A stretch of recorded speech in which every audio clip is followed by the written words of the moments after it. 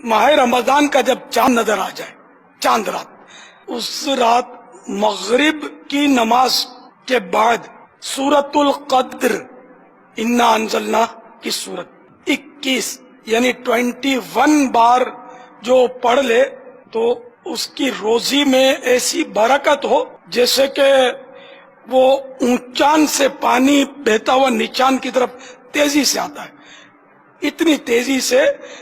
اس کی طرف روزگار جو ہے وہ دولت ہے، مال ہے، اس کی طرف تیزی سے بڑھے گا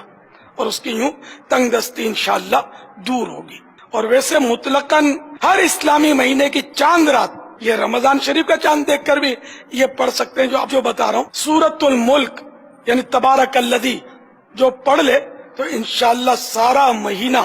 وہ پریشانیوں سے اور مصیبتوں سے محفوظ رہے گا۔ کہ اس مبارک سورت میں، سورۃ الملک میں 30 آیتیں ہیں، 30 آیات، اور مہینے کے دن بھی عام طور پہ 30 ہوتے ہیں، تو یوں 30 آیات کی برکت سے 30 دن کی پریشانیاں دور ہوں گی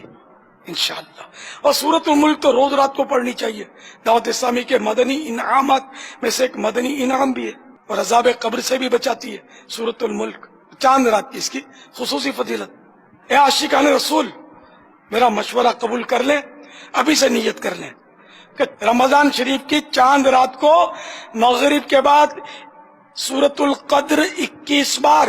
اور پھر عشاء کے بعد پوری رات میں جب بھی موقع ملا سورۃ الملک ضرور پڑھیں گے۔